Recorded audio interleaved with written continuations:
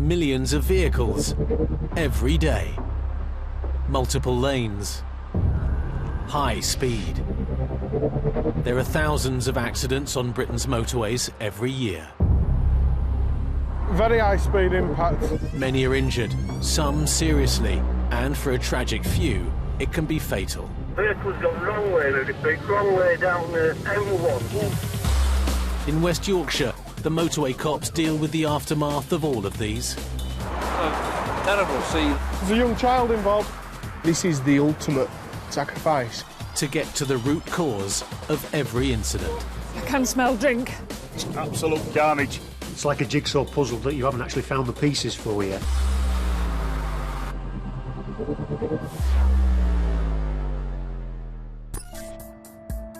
It's 2 p.m. on a Friday afternoon. PC's Dave Robson and Phil Stonebanks from the West Yorkshire Roads Policing Unit are on the M621 heading towards Leeds. It's either all or nothing on the motorway. People don't realise how dangerous it is. The cars are going twice as fast. People think because you're going in one straight line, you don't have to concentrate as much, but you do. 7 miles away, just south of Leeds on the M1, CCTV cameras film the flow of heavy traffic on a 5-lane stretch. A black Fiesta slows to a stop just past the bridge. It's 2 minutes past 2 and a 999 call comes into the Wakefield Police Control Room. Please, what's your emergency? I'm stuck in the motorway. I'm right in between. I can't cross over to ring SOS. And the cars, they are really speeding that it's quite dangerous to even cross over. The black Fiesta has broken down in lane 2. Inside is a father with his 2-year-old daughter. His call records the crash that follows. Right, so you're stuck in the motorway and you can't ring SOS. Their cars really speeding fast. It might cause an accident because I'm right in the middle of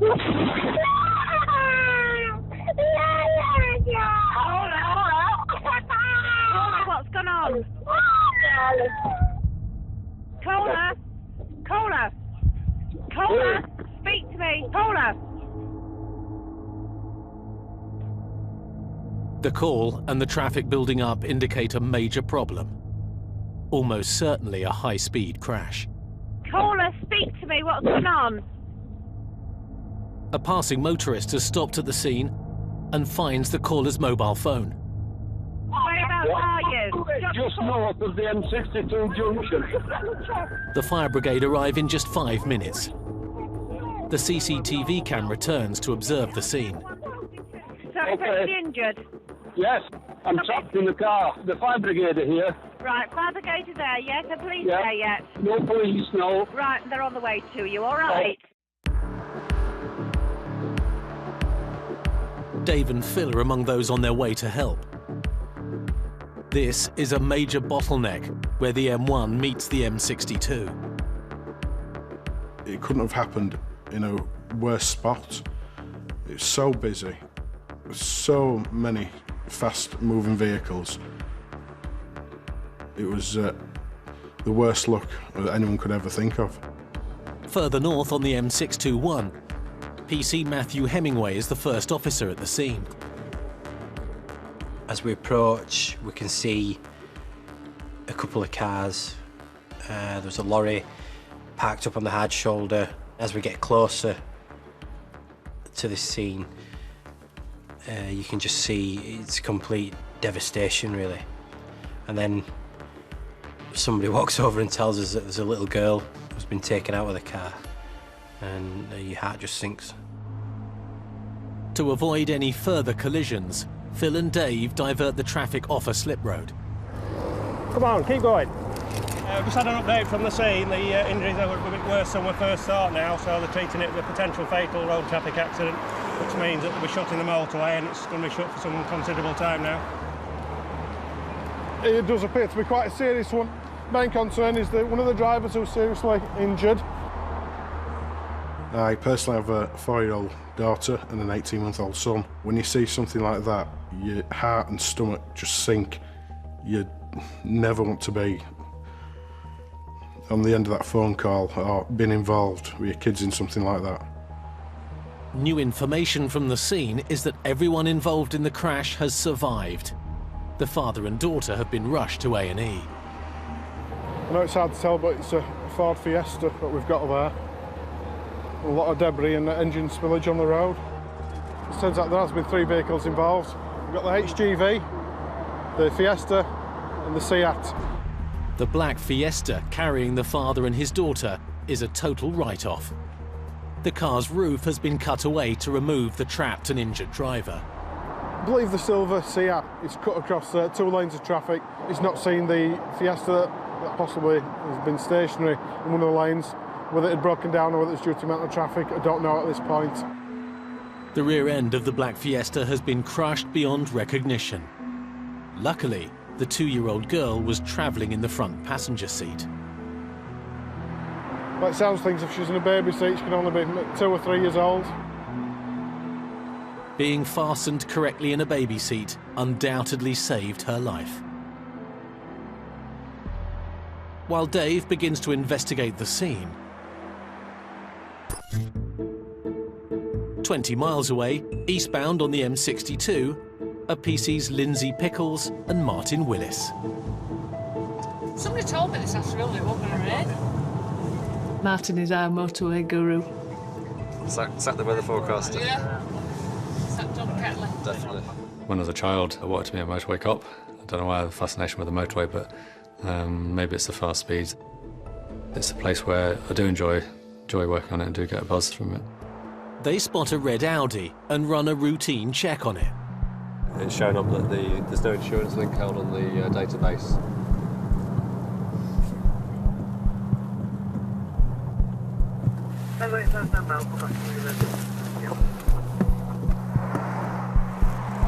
Hi there. Are you right? Oh, I see you got off car full. I've looked in and I thought, oh my goodness me, there's 3 children. With children in the car, the cops take extra care. Just here to chat about your vehicle, right? We don't want to do it here. It's a very, very dangerous place to be, is the hard shoulder. You've got vehicles travelling at excessive speeds. Martin decides to escort the driver to a safer B-road lay-by, away from the fast-moving traffic. I haven't said anything about the insurance yet. But before he can question the driver about insurance, he spots another problem. How old are your children? 3, 8 and she's 7. Right, OK. Is there any reason why you've got this one in the front? She's too young to be that way around. Yeah? She will snap her neck if you have an accident. Oh, the car seat? The car seat, yeah. Oh, I never knew it. Quite frankly, I couldn't believe my eyes when I looked in the car. 2 of the children weren't restrained correctly. It's dangerous. It's very, very dangerous, yeah. She potentially, if you have an accident, yeah, she wouldn't survive it because of the way she's strapped in like that. You understand that, yeah? It's not all about blocking people up and waving the big stick. I like to think that you can educate people as well. So you jump out and then just have a quick word with my colleague in the back of the car then? No, I'll stay with the kids, don't worry. Children are your most precious thing in life. You have to protect them. Yeah? What's that? While Martin deals with the kids, Lindsay questions the driver. Hello there, you all right? Hi. Our systems are showing that insurance is not held. I'm not saying it isn't held, OK, but we just need to do some checks, OK. Do you know who you're insured with, or...? Don't, my husband done it. I am fully comp on his Punto. Right, if you're a named driver on the Punto, you wouldn't be covered to drive this vehicle. It's only the policy holder. We can't let you drive away if we think there's no insurance on the vehicle. If she has a collision with another vehicle, they've nobody to claim against for their injuries or damage. So it is quite vast, really, the consequences. Nearly 3% of all UK motorists drive uninsured, and along with hit-and-run drivers, injure over 26,000 people every year. While the cops get to the bottom of whether this mother is driving uninsured with her 3 children in tow, back on the M1 northbound, PC's Dave Robson and Phil Stonebanks are continuing their investigation into the crash where a silver Seat collided with a father and daughter in a black Fiesta. Very high speed impact. If you have an accident at speeds like that, it is going to cause a lot of injury and damage. They've found an eyewitness, the same man who spoke to the 999 call handler on the driver's phone after the crash. A man who put himself at considerable risk to help the trapped drivers before paramedics arrived. The driver of the silver one couldn't get the door open from inside, and so I managed to prise it open and got him out. The driver of the silver Seat was freed from the wreckage and, incredibly, is not injured. But the Fiesta driver was not so easy to help. So they couldn't get the driver of the other one out. A terrible scene. I mean, to be as close as that was quite frightening, and it happened so quickly, so suddenly. One of the good people of society, even though all the dangers there, he could see someone else needed help. What he did was very brave, and I take my hat off to him. The witnesses confirm what the officers suspect happened. I think the black car was stationary with its hazard warning lights on as though it had broken down.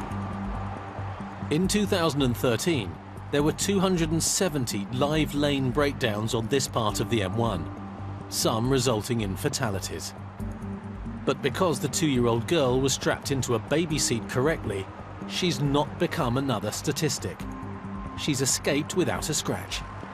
Well, for her to be not injured is brilliant. You know, they're robust, they're tougher than the rest of us out there.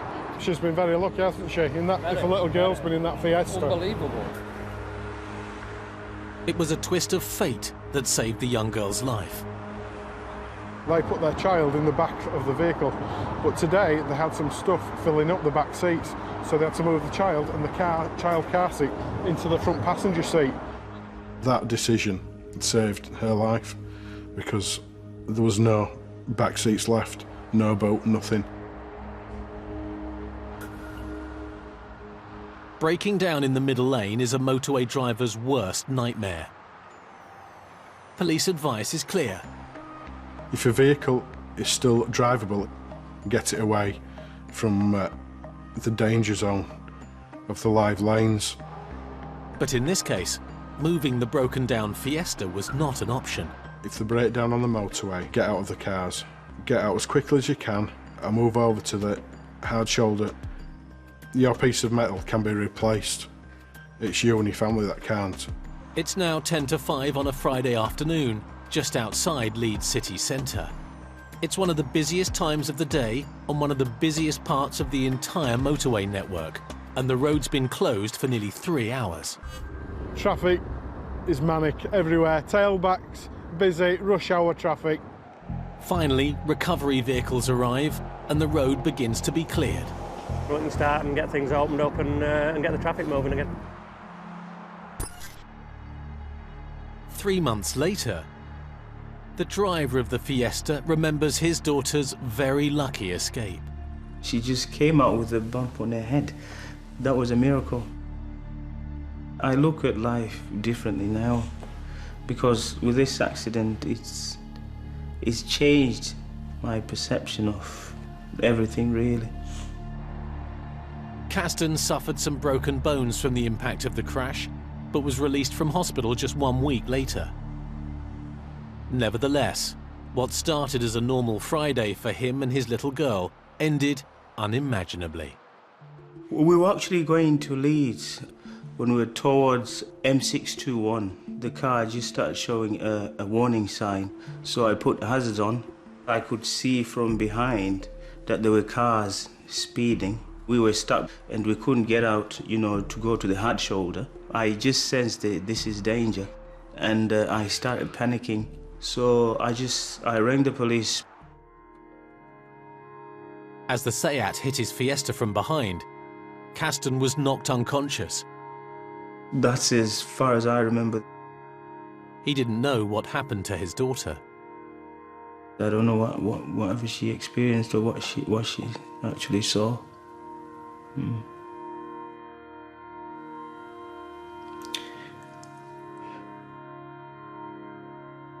Very distressing.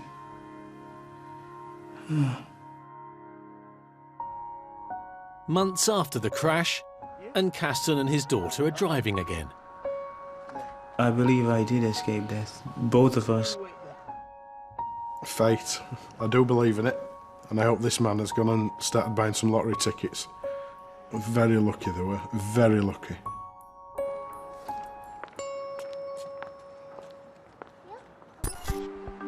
Parked up off the M62, Martin and Lindsay are still dealing with a mother they think has been driving her 3 kids whilst uninsured. While Martin keeps the children occupied... Do you make some funny faces? Well, that didn't work, did it? Lindsay's with the mother, who claims her husband deals with the insurance. Do you think there is insurance? You told me that you thought he'd taken a policy out for you on this car. Yeah, I'm not sure whether he has or not, I'm just assuming. Right. The only person with the answers is her husband. But she struggles to get in touch with him. She just has no idea whether he's insured it or he hasn't. I'm erring on the fact that it's not insured. She's not convincing me. The police seize 2,500 uninsured vehicles each week in the UK, and Lindsay may soon be adding this one to the total. There's no here, is there? Documents-wise. Just has to get her to check, because he might just have put something in.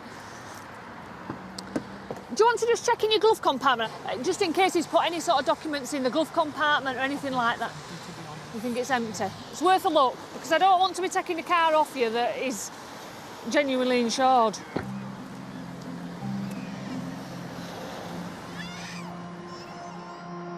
No documents found. It's not a straightforward incident of no insurance. We've got the young children to consider. Martin and Lindsay decide to seize the car after driving them to the service station where the family were meeting Dad. Obviously, our concerns are getting kiddies home safely and with some food, really. Look, if you come and sit on there for me, yeah? But before Martin can drive the car, he has to set the child seats correctly, and Lindsay is left holding the baby. Do you want me to hold her? You're just sorting bits and pieces out. Oh, baby. Is it cheeky? Are you cheeky? Can you give us a laugh? I'm a parent. I've got 3 girls, albeit it's a long time since I held babies in arms, but it soon comes back to you, I suppose. At the service station, Mum is given a ticket. You've been reported for the offence of driving without insurance.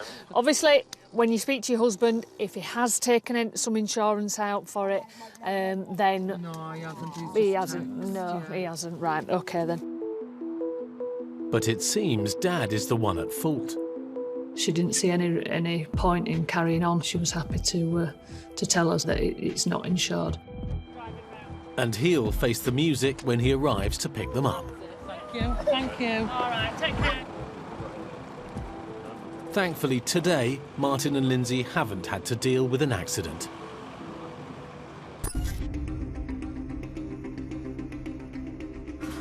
With 3 of the UK's major motorways, including the M62, M1 and A1, West Yorkshire's motorway cops like PC Dale Anderson are some of the busiest in the UK. Patrolling west on the M62, Dale is alerted to another potentially serious incident on West Yorkshire's stretch of the A1 motorway. Got the traffic twist on still and call myself in full fire. Yeah, received call 5. We've just had a report on the A1 near Darrington. That was a vehicle fire in a live lane. I understand that the occupants are out of it, or at least 3 people are out of it, but it's brought the traffic to a complete standstill. What I need to do is get there, firstly to confirm everybody is out of the vehicle, and to try and basically make sure everyone's safe. With the threat of a fire engulfing live lanes and the occupants of the car possibly in the carriageway, Dale needs to get there fast. If a motorway is open and running, there's pretty much no more dangerous place to be on the roads of our country than stranded out in a live lane. 13 miles from the accident, thousands of motorists are already caught in the tailback. So Dale takes to the hard shoulder. A busy motorway is probably the hardest road to actually get from A to B. If it's queuing traffic, there's just no room at all, which is when we'd usually revert to using the hard shoulder. As Dale makes his way along the hard shoulder, he finds his progress blocked. I'm just conscious of this motorbike whose number plate I now want because he's just driving up the hard shoulder, so we'll have a word with him at some point later. Dale makes control room staff at Police HQ aware of the offender's registration number. Can you just note the motorcycle that's just been driving down hard shoulder? So we'll just get him put on the log. He'll certainly be getting reported for driving down hard shoulder, and he's just causing an hazard, not just to us, but to himself as well. Just dangerous what he was doing and just pure impatience. So he'll get dealt with in due course. But with the rider back in line, Dale's run out of hard shoulder. This is where it gets very difficult for us now because we're losing hard shoulder, and this truck's, although he's doing what he can to help, I want them splitting now. Although many roadwork schemes are taking away hard shoulders in busy areas, they're an absolutely vital safety area needed on all stretches of motorway. Luckily, fire crews joining the motorway at a junction ahead have cleared a path for Dale. And you can see it's just suddenly getting easy. We're here now. After 20 minutes battling through the tailback, Dale and the fire crews reach the car fire. As he approaches the scene, hello! Dale's greeted by Highways traffic officers already in attendance, and they have some good news. No one's injured. Fire brigade dealing with it. We've got stat removal, we've got recovery en route. Wonderful. So we'll get it off as soon as we can. What is it? I think it's not a collision, just an electrical fire or something. Fault, yeah. With the smouldering car cordoned off from the rest of the carriageway, Dale checks on the occupants. Hello. A family on a trip to the south of the country. Hello, are you all right? Yeah. A bit of a shock for you, I imagine. So, gentleman driving, or yourself? Me. Oh, you. What happened? I said to him, I think there's smoke coming out the back of it, and then the car in front of us said, you ought to just like pull over. So we pulled over and stopped, and opened the bonnet and just went woof. Right. Right, well, main thing is you're all right, isn't it? Yeah.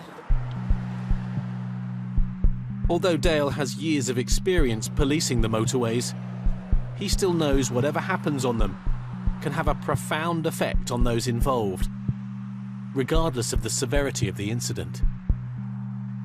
Not until you're faced with actually being out on foot on a motorway and dealing with incidents do you really take the seriousness of what can happen. Frightening but quick in a way. We just pulled everything out. I actually stopped at a broken down vehicle and it turned out with my partner and my kids. It was absolutely heartbreaking to see the look of fear on their face, and that's probably the day when my opinion of the motorway changed.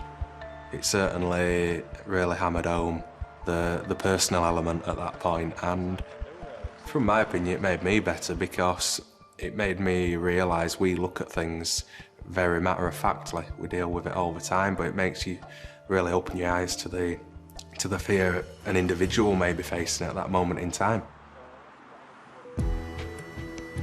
Safe in the knowledge everyone is okay, Dale's attention turns to the biker he spotted riding his luck along the hard shoulder. Hello, sir. Do you know why I've stopped you? Yeah. Will you come and take a seat with me, please?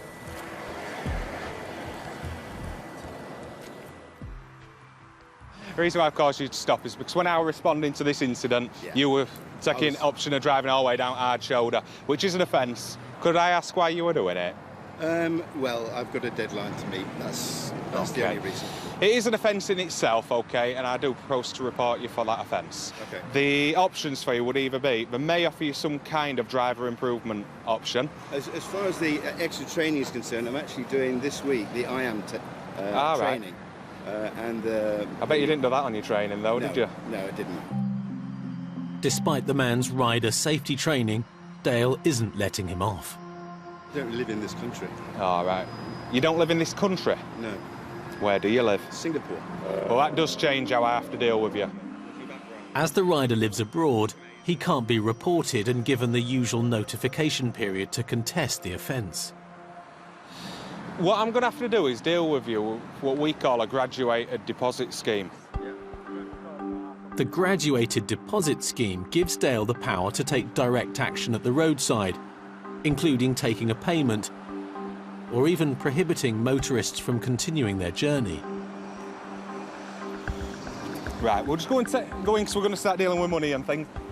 Effectively, it's how we deal with typically foreign drivers, but I appreciate you're British, but you no longer live here. Yeah. And what it will mean is I'll actually be requiring money from you at the roadside to be able to deal with you.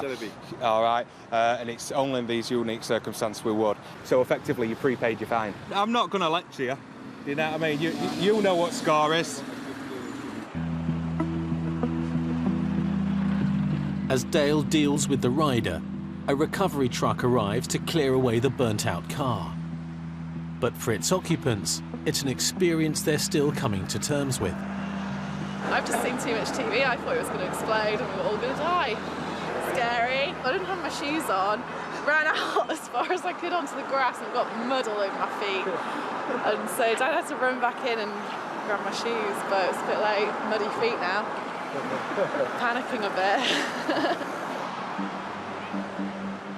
While the holidaymakers make alternative travel arrangements, Dale's actions mean the riders decided to make a detour to his journey. And I'm going to cancel what I was actually going to go and do, so... Right. You'll have me feeling guilty next. Sure not. I'm sure not. I'm sure you've got a real thick skin, actually. That should be done. We want to enforce the safety message, whether that's sort of an old-fashioned warning from the officer at the side of the road or you go to court. For any offences you commit, we've got to get that safety message across. I'll come out and I'll help you get out into traffic. And try and make sure everybody does get to the destination at the end of the day. Yeah, I showed her. It's something what maybe appears safe, but we drive along them quite frequently to get to incidents like this. But the one thing you must appreciate is you don't know what the people up ahead are going to do, and so vulnerable on a motorcycle. For the family travelling in the burnt-out car, reaching their destination is still the priority. What happens is the recoverers arrive, so they'll take the vehicle and we'll take the family back with them, drop them off somewhere safe, and then this gent can make some arrangements in getting an insurance courtesy car delivered as soon as possible. Hopefully we'll be back on the road before long. We'll get down tonight. We're to our destination. About 5-hour drive. It's about 200 miles, 250 miles. Cheers, thank you very much. Bye. 1 hour after the car fire, the family can finally continue their journey to the south of England.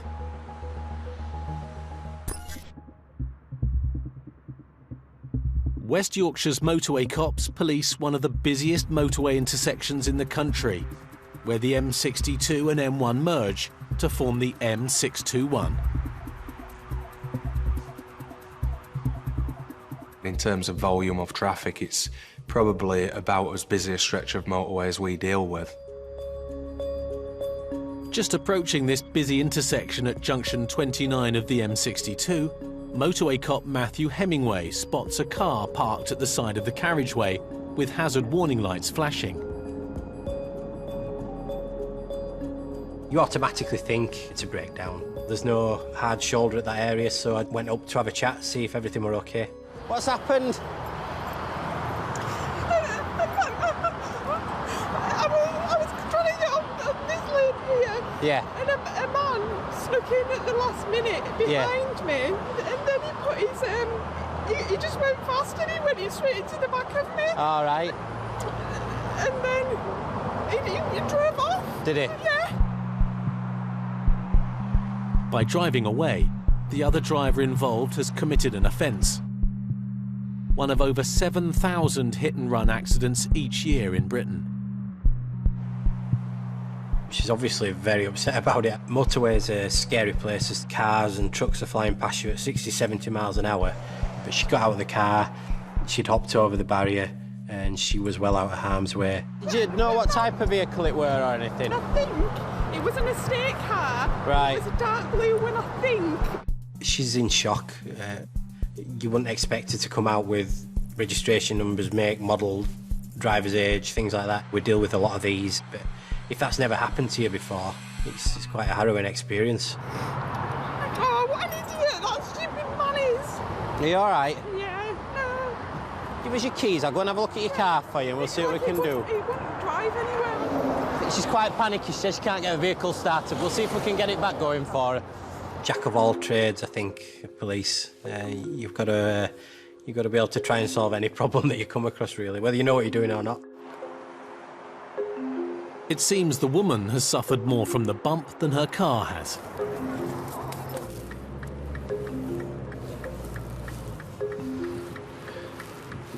It's working. It should be all right. I think it'll push the bumper in. It were rubbing on your tyre. So I've pulled it back out. Right. Are you going to be all right to drive? I rang my boss and my boss is going to come down. Is he? I'm going to find out who it were. That'd be good. Hopefully there's one of the cameras on here will have caught him. I've got your details. We'll see what we can do. You think it was a blue estate car?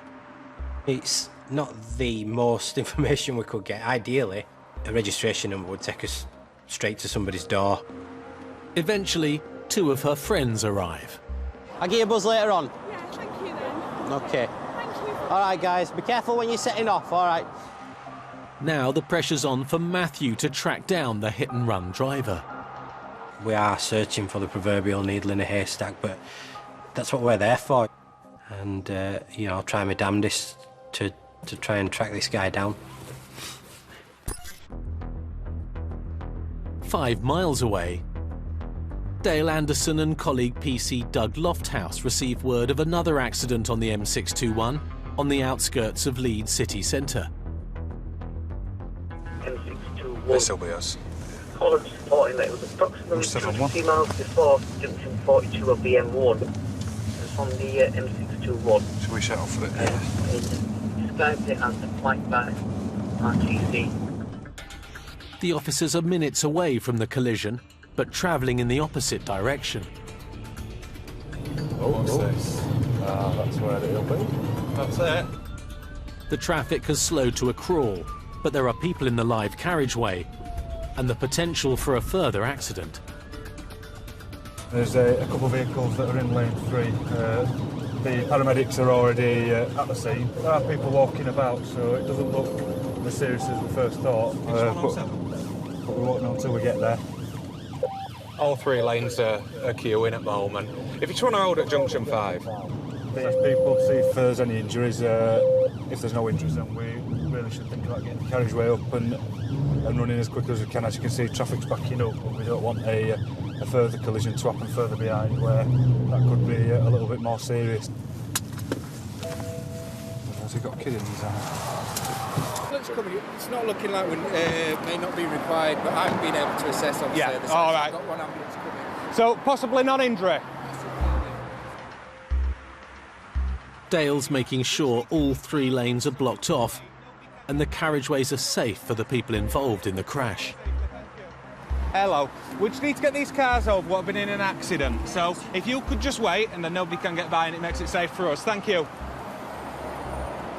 All I'm doing is explaining to those drivers, if they can wait, the importance of them waiting where they are, because we're basically physically blocking the road off for us. We can get everybody safely onto the hard shoulder and get all 3 lanes running again, so it minimises disruption, and we know we've got a safer working environment. With all those involved now on the hard shoulder, the carriageways get moving again. And Dale and Doug begin to work out what caused the accident. For the driver of a grey Passat, it's been a terrifying experience. side. The guy in the truck was on middle lane. We were travelling side by side. Right. And then I just felt a big bang. And Right. suddenly I was across the front of his vehicle. As distressing as it may be for all those concerned, the officers still need to determine if they need to take action against the drivers involved in the accident. 99 times out of 100, we never witness the actual event itself. We just go there and pick up the pieces and try and deal with it from that perspective. Incidents of this nature are traumatic for many, many people. It may well be the most stressful and traumatising incident they ever have to deal with in their life. She's been totally broadside across the front. How far have you pushed her? And how far have you pushed her along? Not very far at all. No problem. I think she was here, drifting here, and... Yeah, but what he's saying is, he's been lane 2, she's been lane 1. He's had her in all 3 mirrors alongside, and for some reason she's just pulled out to come into lane 2, and he scooped her up, basically. Witnesses in any collision, really, are invaluable. We weren't there. If it's not captured on some form of CCTV, the physical evidence will give us a very good indication, but it could also leave some unanswered questions. We've taken a very quick account from all the witnesses. She's been shunted down the road by quite a large vehicle. Could have been quite different on a different day, so she's fairly lucky. She's currently in the back of the ambulance, just being looked at, but just to make sure she's not injured.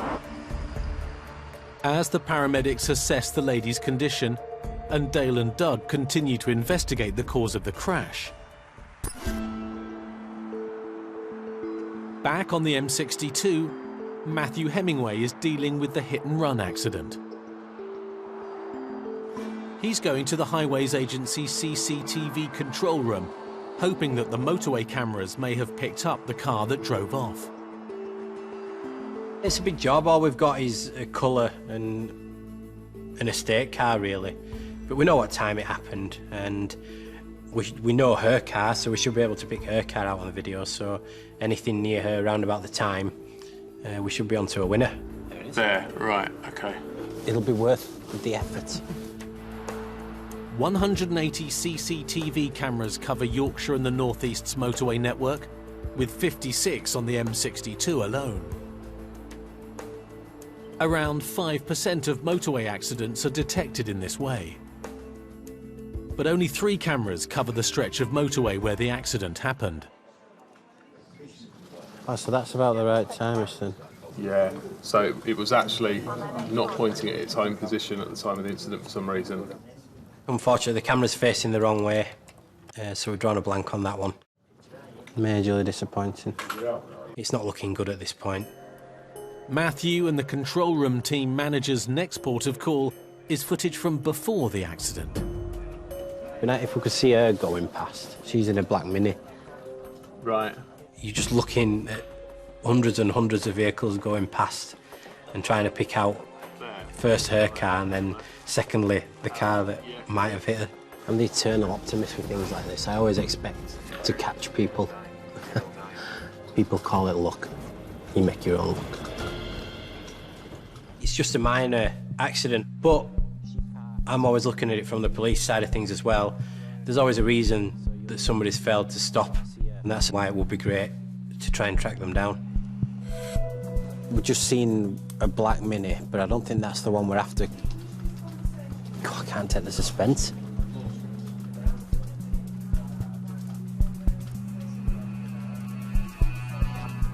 No, there's nothing obvious there then, is there? I don't think so, unfortunately. Oh well. I promised I'd find it, and it grates me when I don't get to the bottom of stuff. Well, this guy's obviously given no thought to this poor woman who's left hysterical at the side of a motorway on her own. I'm still annoyed I didn't find him.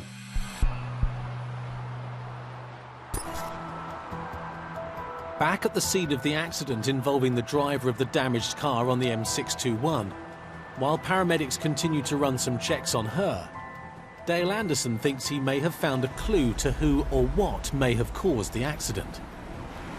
The matter here doesn't really warrant us closing the motorway to look at these marks. but just beyond that white line, you can see the commencement of a skid mark. The impact has actually occurred right where we're standing here. It's consistent with the fact that the Passat's come in front and been rotated around whilst he's been fully in lane 2, as opposed to him moving across into the Passat. Doug inspects the damage to the side of her car to see if it's drivable or will need recovering from the motorway. It is quite badly damaged, but there's nothing sharp. All tyres are inflated. I'm confident she'll be able to get back in that if she's obviously well enough to drive, which they just want to get her blood pressure down. As soon as they've done that, I think she'll be free to leave. If there's any kind of collision in peak hours, it's generally a 5 mile an hour, 10 mile an hour, with somebody just having a momentary lapse of concentration. I hate to think what the shock of finding yourself stuck, caught around the front of a truck is, because you're totally powerless to act. The truck weighs so much more, it's not going to offer the slightest bit of resistance. And just as Dale thinks the matter is dealt with, down there, we'll go and sort it. And there comes the additional danger of people slowing down to watch what we're doing, concentrate on what's in front of you, because now we've got another RTC just further back. So these two have been caught up as a consequence of what people down here have been doing. Those people are now continuing onto their Friday nights at home, and these have got an accident to deal with. Are they all right? Nice one. Yeah. Some people may spend their entire working lives driving up and down on motorways and never, ever come across any serious incident. But you never know what is round that corner. And it's that one time when you're not expecting to see something in your path where it's all going to go wrong for somebody. And it's just a case of treating every journey like you would your driving test and give it your full attention and make sure you're able to stop if the unexpected is around the corner. As insurance details are exchanged, the Passat driver's been passed medically fit to drive again. So they're just literally finalising the paperwork from their side of things, and the lady will be getting in the car and driving. I've said that we'll hang about 5 minutes, obviously, and follow her at least till she gets up on the motorway and running again. And if there's any problems, I've told her to pull over and we'll assist her, but I'm not envisaging there'll be any problems. This time, with no serious injuries and no one deemed to be at fault for the accident, no action will be taken against either of the drivers. But in 2012, 87 people were killed in accidents on the motorway, and in over half of those, driver error played a part. Nighttime brings new challenges for West Yorkshire's motorway cops. It's not only road safety they deal with, but with 2 major cities on their doorstep, they're often asked to help out in the surrounding towns. PC James Alderson and PC Dick Infield are patrolling in Dewsbury, south of Leeds. Is there a McDonald's in there? It's not 24 hours though. I didn't want to, just asking.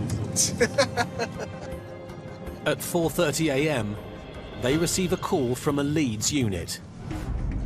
We've got a failed to stop on Hunsford Road. They make their way to the area to help bring the car to a safe stop. 6-4, can you show us the turning that last one, We're now behind the Nittermax. We're ahead of the vehicle now, trying to get to the motorway. When we've heard it's going towards the motorway, we're thinking, well, hopefully it may well come southbound, which is towards where we are. The last thing we want to be doing is put excess pressure on them, make them drive more dangerously, which quite clearly puts members of the public at great risk. But the micro driver has other ideas. 30 vehicle's gone wrong way, repeat, wrong way down the entry down to M1 on southbound carriageway. Yeah. Go right. This potentially could get a bit dangerous. That is the worst thing that could ever happen in a pursuit. Once you're committed in the wrong direction. It's just sends shivers up your spine. It's an awful thought. Straight up. The other traffic cars are monitoring it, but they're not pursuing it on the wrong side of the road. So we're going to make our way into the area in case it comes off if that hits something head on, go left here. We've come full length out of Dewsbury, it's not past us on 653. It's crashed and it's looking like a potential. Go on, M1 North. They just found the car and it's, they said it's crashed and it's looking like a potential vehicle. It very quickly turns into your worst nightmare. They're saying it's carnage, absolute carnage. You then become fearful of who's involved. We don't know who's potentially fatally injured, whether it's the person in the Micra or if it's the if it's hit something head on. Is it going to be somebody that's just minding their own business, driving to work, that's a person that's potentially fatally injured? It had disaster written all over it when they said it had gone the wrong way, down the wrong carriageway. Two vehicles have hit the Menzies delivery van head on. Ultimately, we're all human. The first thing you are thinking is, what are you going to find when you get there? More than 6 police cars are on their way, but James and Dick are one of the first to arrive. Oh, jeez. Devastation. Carnage. There's a male on the road at the side of the car. You can tell when somebody's in a bad way just by looking at them. That's experience, that's from going to numerous collisions over the years. This car that they've been looking for, it's trying to come round a bend and it would appear it's a wagon. Their first concern is the car driver. So we're just going to go have a look. Certainly not moving. Could do with finding the driver of the van, make sure they're okay, because they're going to be quite shook up, I would have thought. Let's just get all wagons turned around. It'll look at scene preservation, don't we? The motorway will be closed immediately to avoid any disturbance of evidence that could be vital for an investigation, while cops start finding out exactly what's gone on. You all right? Has he just come flying towards you this way? The driver of the blue van appears uninjured, albeit in shock. It's been just 8 minutes since the crash, and paramedics are still some minutes away. But firearms officers, the most highly medically trained officers in the force, are here to tend to the Micra driver. The cops know that the next few minutes will be crucial.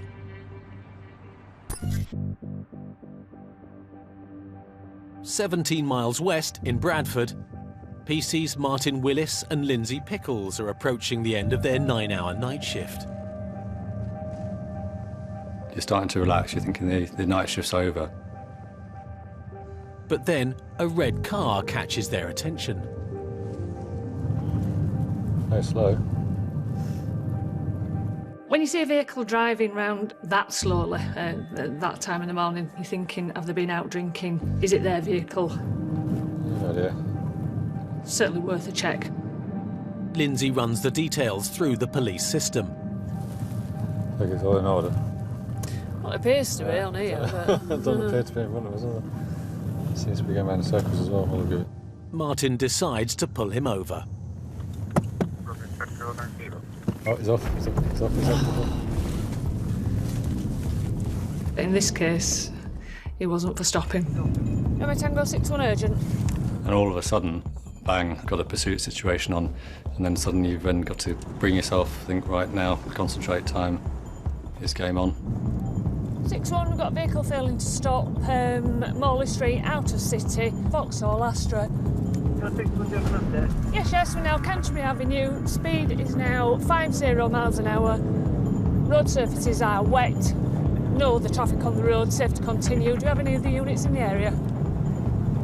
We have to back authority, please. The officers need permission to continue an increasingly dangerous chase, and they need other units to assist. Acknowledged, still safe to continue. We're still St Enoch's Road, speed is 60 miles per hour. Vehicle is 2 up, driver and front seat passenger. We still don't know who he is, what his background is, what his intentions are, so it's always a difficult and dangerous situation. Stand by. He was not stopping at give-way junctions, crossing roundabouts, so if there's any other vehicles on that road, the high potential is for a serious collision. Do you have any units close by?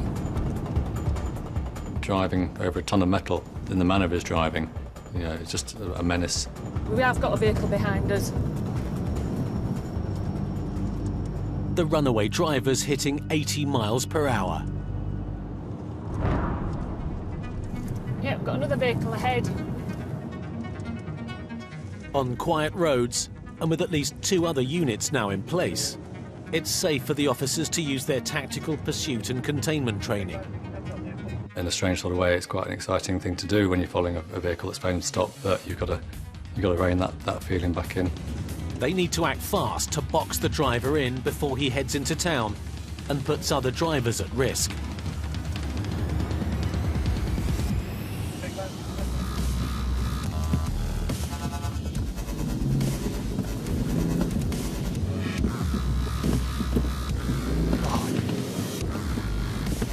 It's a very intense situation. The car isn't giving up. At 60 miles per hour, he's still attempting to evade capture. Yeah, we're still ruler lane.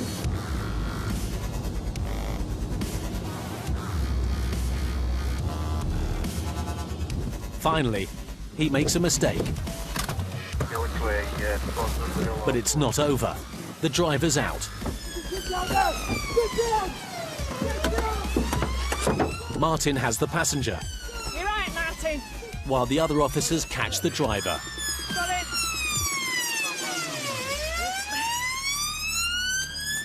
Get behind your back.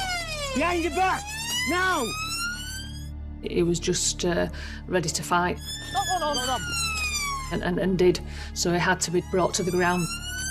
2 on. Up you get.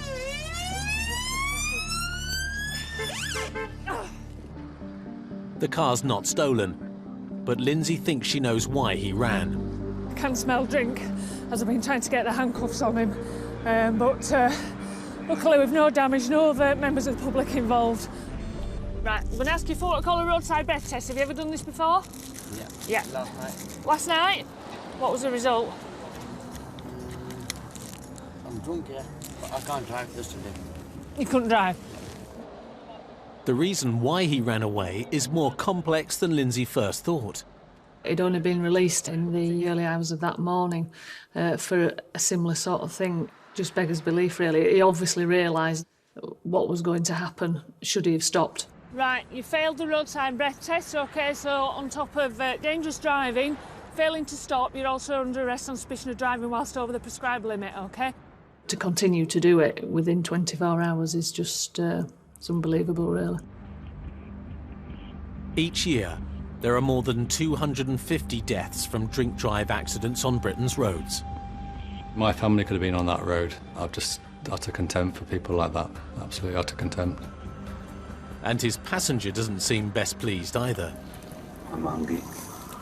Cool. Should we get in the car with him, mate? Had your friend been drinking? Yeah. 2 bottles. Yeah. Famous Grouse. Famous Grouse. It's whiskey, Yeah. Yeah. Made me giggle a bit. Not think he'd have any capability to drive if he had that much.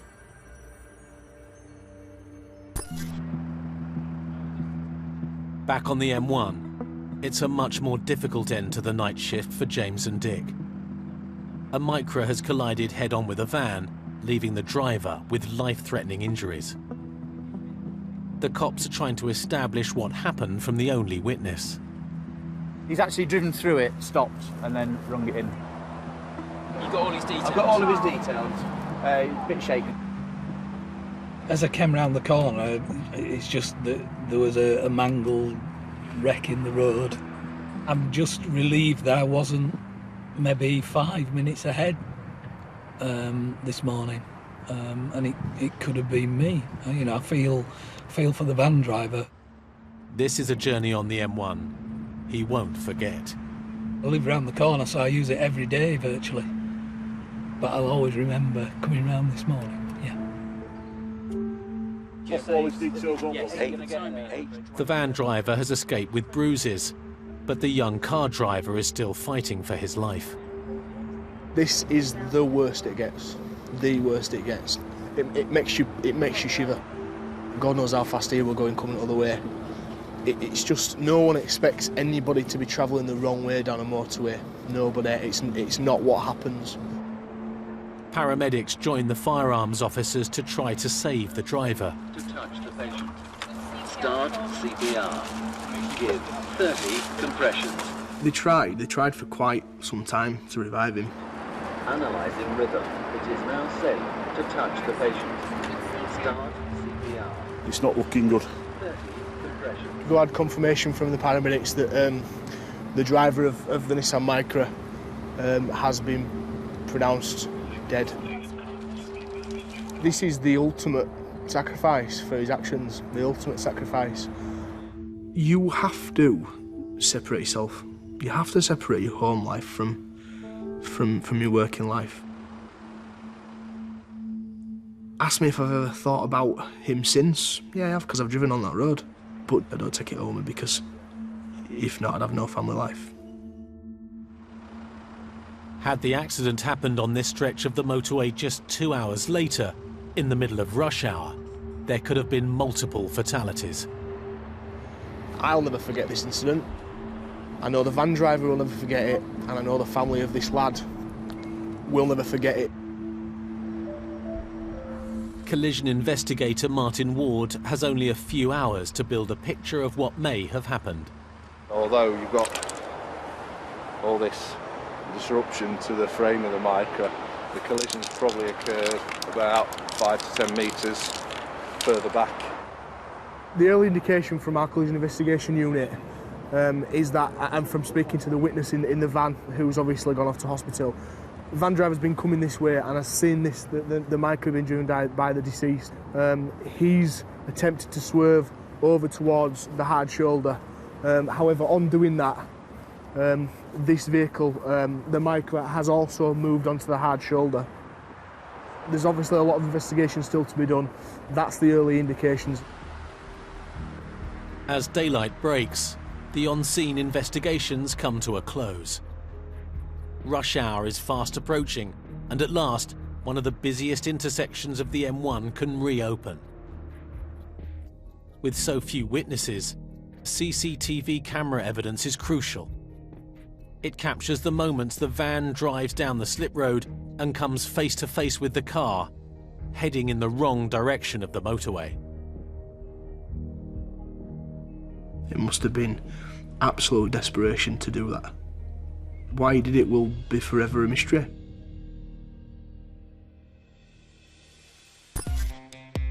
After further investigations, it was found that the car driver who went the wrong way up the M1 was more than 3 times the prescribed drink-drive limit. The runaway driver, who eventually got caught, received 10 months in prison and a 12-month driving ban. Officers never found the driver who caused a collision on the M62. The uninsured mum of 3 was given 8 points and a £110 fine. And the crash that followed the father breaking down on the motorway with his daughter was considered an unavoidable accident, and no charges were made against anyone involved.